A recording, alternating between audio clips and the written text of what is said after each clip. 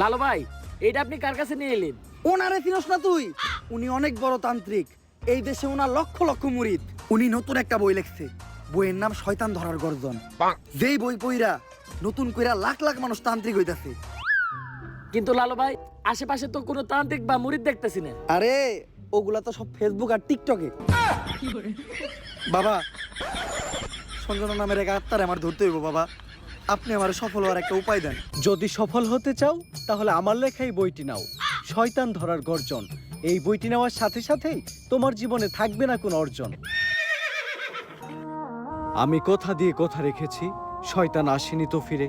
আমি শয়তান তাড়ানোর গল্প লিখেছি আমার সারাটি জীবন ধরে। আমি অন্ধকারে মোমবাতি জ্বালিয়েছি, তবুও পাইনি ভূতের খোঁজ। আমি ভূতের অপেক্ষায় ছিলাম, ভূত নিজেই হয়েছিল নিখোঁজ। শয়তান ধরার গর্জন, পৃষ্ঠা নাম্বার চুদলিংপং। বাবা, এটা তো মন্ত্র না, ছন্দ কইলেন। মার্কেটে আপাতত ছন্দই চলে। বাবা, বইটা একটা আমারও লাগবো। দাম কত এটার? মাত্র 1000 টাকা। 1000 টাকা দিয়ে আর কিনুম? 1000 টাকা হাতে নিয়ে ভূতের ডাক দিলে ভূত নিজেই চাল চলে আয় পড়বো।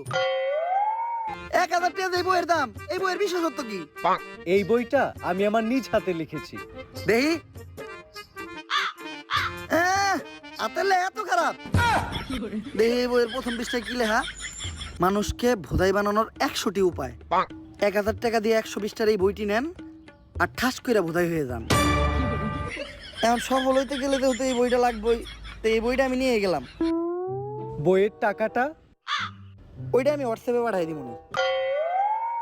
গুরু, আজকের থেকে আপনার লেখা এই বইটা পইরাই আমার শয়তান ধরার যাত্রা করলাম শুরু। শয়তান ধরার গর্জন, পৃষ্ঠা নাম্বার চুদলিংপং। বাট